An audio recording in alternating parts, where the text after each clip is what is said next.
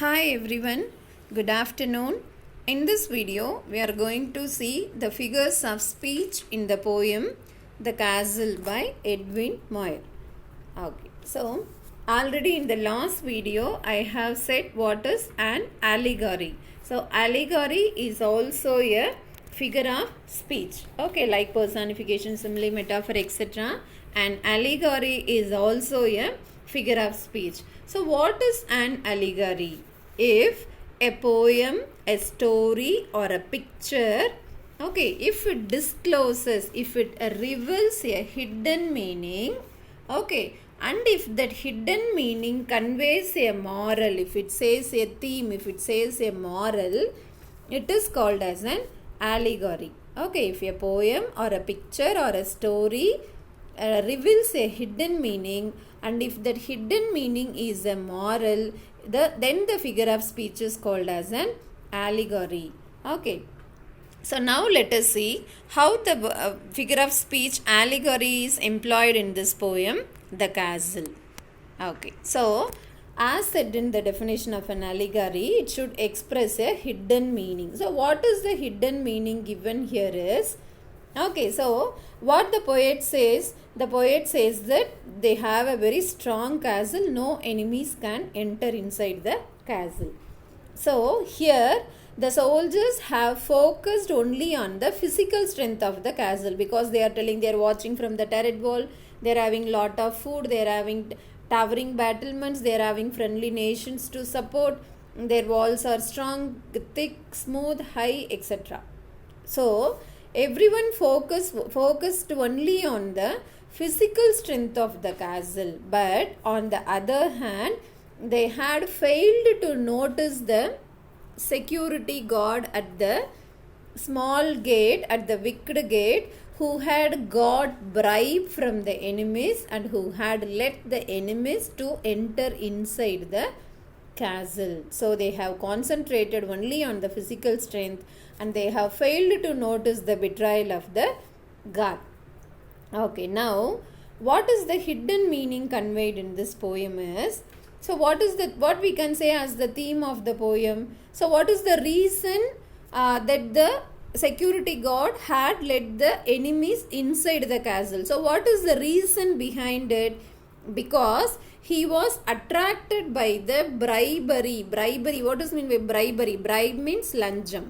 Okay, so he was attracted by the bribe given by the enemies to allow them inside the castle.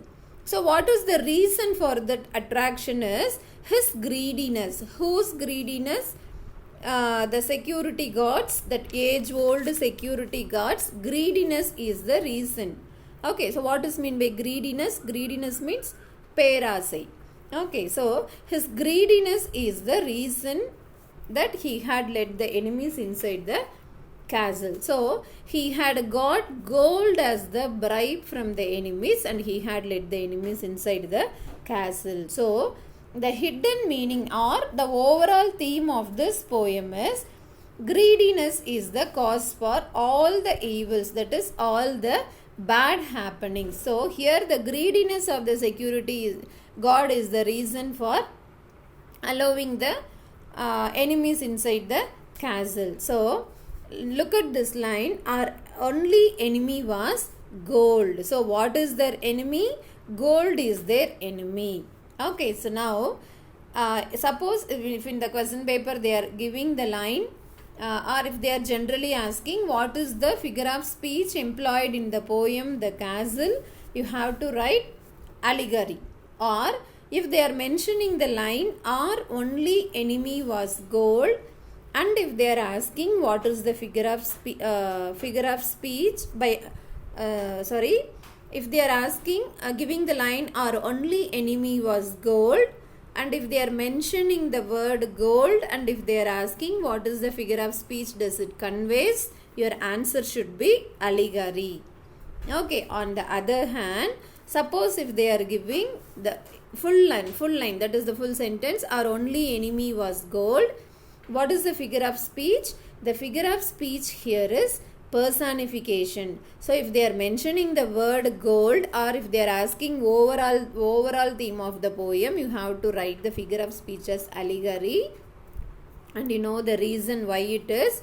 And if they are giving the line our only enemy was gold, you have to write the figure of speech as personification. So what is personification? We have learned what is personification in our lower classes. Okay, so what is mean by personification? Personification is a figure of speech, okay, where inanimate objects is given human qualities or human abilities. Okay, what is inanimate objects? Non-living objects. So if non-living objects are described that as if they are having human qualities or human abilities, then it is called as a personification. See, let us see the example. The wind cried in the night. Okay, the wind cried in the night. Okay, so who is having the ability to cry? So we, the human being, can cry, children can cry. Can a wind cry? Okay, so definitely wind cannot cry, it can just make a noise. But here the poet says that the wind cried in the night. So the wind is personified as the human being. Okay, so the figure of speech in this line is personification. See the next example. The world doesn't care to hear your sad stories. So who has sad stories or good stories, whatever it is, who has sad stories? We, the human beings, can say the sad stories, good stories, everything, etc. So the world doesn't care to hear. So here the world. So whether world will care to hear our sad stories? Whether world is having any ear to hear our sad stories? No, definitely not. So the world cannot hear our sad stories, but the poet personified world as it is as a living thing to hear the sad stories of a human being. So the world is personified here as a human character. So the figure of speech here is personification. Okay, now let us see what line denotes how our only enemy was gold is an example for personification. Our only enemy was gold. So gold can be an enemy? Who can be an enemy? Only human beings can be an enemy to one another. Whether gold can behave as an enemy, whether it can take any revenge on the human beings? No, definitely not. So here the word gold is considered to be having the human abilities or human qualities. So the word gold is personified here. So the figure of speech in this line is personification. Right. Now let us see the next one. See this line.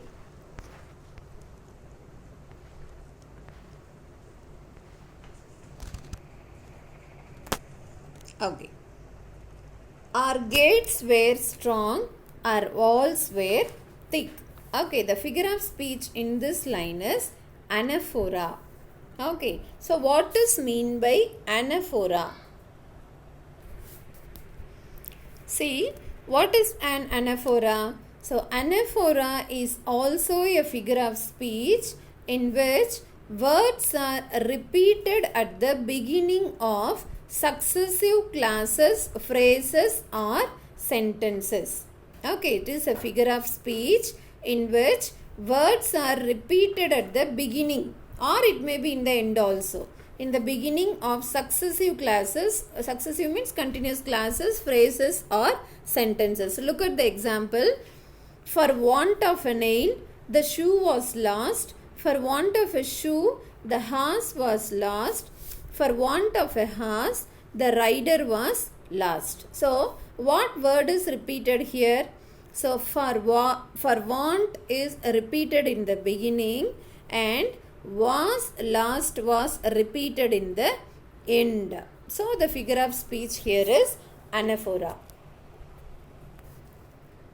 So now look at this line.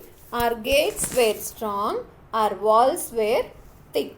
Okay, so what word is repeated here? The word are. Okay, the word are is repeated twice in this line. So the figure of speech in this sentence is anaphora. Next, now let us see the next one. So the next figure of speech is, what could they offer us for bait? So look at this line. What could they offer us for bait? Okay, and also look at this line. How can this shameful tale be told? Okay, how can this shameful tale be told? What could they offer us for bait? Okay, so you might have noticed that both of this were interrogative sentences. Both of them ended with a question mark. So the figure of speech in these two sentences is a rhetorical question. Okay, so what is it? Rhetorical question. So what does mean? It is also a figure of speech. So what is mean by rhetorical question? A question that doesn't expect an answer is called as a rhetorical question. So what is a rhetorical question? A question that doesn't expect an answer. So for example, see, is rain wet? Okay, is rain wet? So whether rain will be wet or dry, every one of us knows that rain will be wet. Okay, so is rain wet? So everyone knows the answer that definitely rain will be wet. So there is no need to expect for an answer in this question because everyone knows that rain will be wet. See the next example. There is no hope is there. Okay, there is no hope is there. There is no hope is there. So there is no confidence or nambike illa irka. So if we are asking is there, what will be the answer? No. So that is already explained in the sentence. There is no hope. So we cannot give any other answer to this question because already we know the answer. Okay. See the next one. Do you want to be a success in the world? So what is your answer if I am asking you, do you want to be a success in the world? So whether you will say no. Okay, definitely we will say yes because everyone of us loves success. Right. So everyone will be answering yes, I love success. So before asking the question itself, we know very well that if we are asking this question to anybody, definitely their answer will be yes. So there is no need to expect for an answer. So the figure of speech is rhetorical question. So what is rhetorical question is a question that doesn't expect any answer is called as a rhetorical question because it already the question will contain an answer and everyone who is hearing that question will definitely know the answer. So there is no need for the questioner to expect an answer. This is called as a rhetorical question.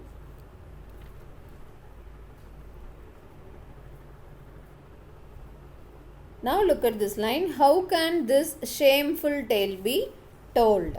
Okay, so how can this shameful tale be told?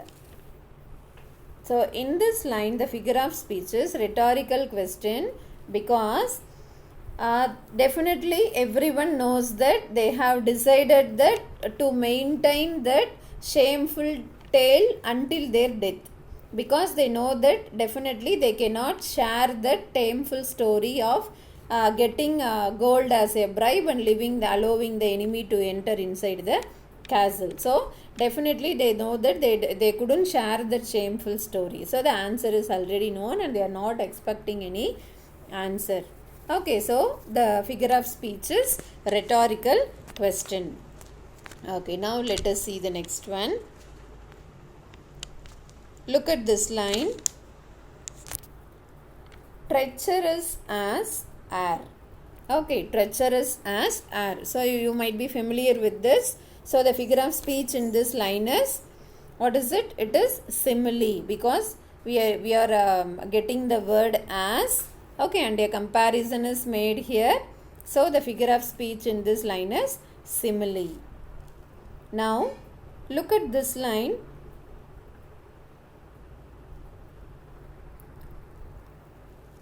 Maze of tunneled stone. Okay, maze of tunneled stone. So what is the figure of speech in this line? So the figure of speech in this line is metaphor. Okay, what is mean by metaphor?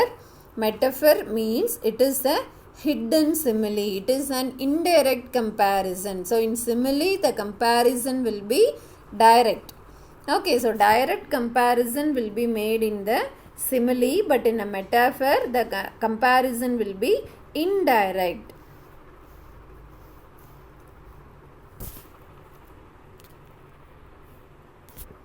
Okay, so here what is compared in this line? What indirect comparison is made in this line is, what indirect comparison is made? Maze of tunneled stone. So what comparison is made here is, here the tunnel is compared to a maze. Okay, so maze means already you know it is a winding path. It is a winding, something like a spring, it will be winding.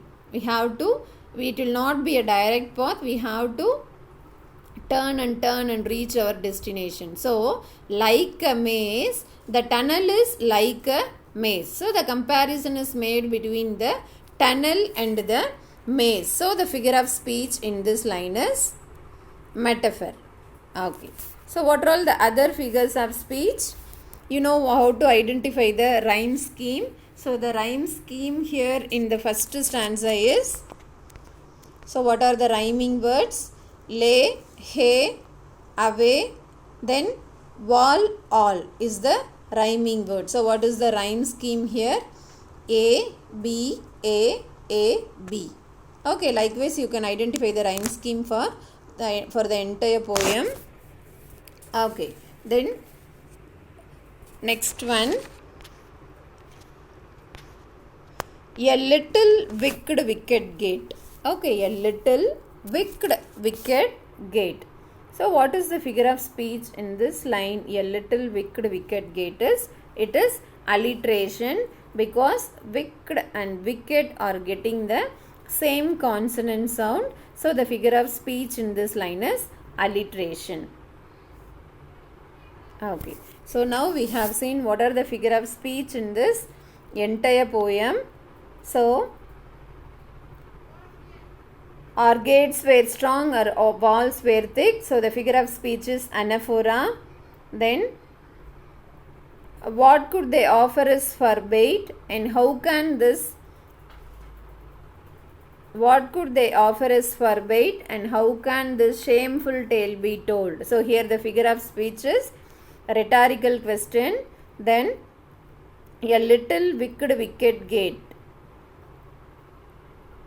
So the figure of speech here is alliteration. We are having many other alliterations also in this poem, not only this. Then next one. Then our maze of tunneled stone. So here the figure of speech is metaphor, grew thin and treacherous as air. So here the figure of speech is, what is it? It is simile. Then our only enemy was gold. So here if they are mentioning the word gold alone, you can write allegory, or if they are mentioning the entire poem, you can write allegory. Or if they are giving the line, our only enemy was gold, and if they are not giving any mention of the word gold, you can write the figure of speech as personification. Understand? Okay, now we have seen all the figures of speech in this poem. So you yourself can identify the alliteration, rhyme scheme and the rhyming words. Now let us see.